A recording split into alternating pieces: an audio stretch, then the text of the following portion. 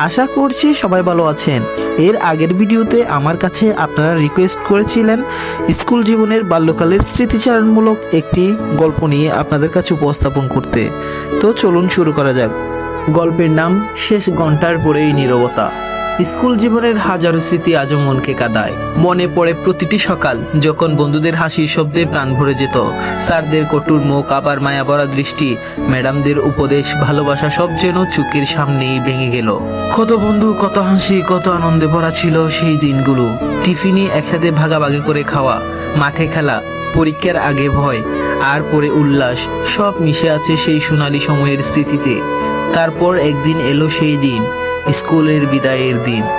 ঘন্টা বাজলো শেষবারের মতো। মনটা যেন হঠাৎ ভেঙে যেন হয়ে গেল চূর্ণ বিচূর্ণ। কেউ হাসছিল, কেউ কাঁদছিল, আর আমি চুপচাপ দাঁড়িয়েছিলাম স্কুলের বারান্দায়। ভাবছিলাম, এটাই কি শেষ? আসলে কি শেষ হয়ে গেল আমাদের স্কুল জীবন? আসলে কি শেষ হয়ে গেল আমাদের বাল্যকাল? স্কুল জীবন, খেলার সাথী, হাসির মুহূর্ত, না বলা কথা, হাজারো স্মৃতি। এক একজন ধীরে ধীরে চলছে তাদের বাড়ির দিকে। তারপর শুরু হবে এক একজনের পালা। কে কোথায় ভর্তি হবে, কি করবে না করবে, কোথায় যাবে, শহরে থাকবে না গ্রামে। কেউ শহরে, কেউ গ্রামে, কেউ দূরের কলেজে। বছরগুলো যায় কিন্তু আর দেখা মেলে না অনেকের সাথে। তবুও মন চায় একদিন যদি আবার ফিরে যেতে পারতাম সেই পুরনো বেঞ্চে, যেখানে প্রথম লিখেছিলাম জীবনের প্রথম অক্ষরগুলো।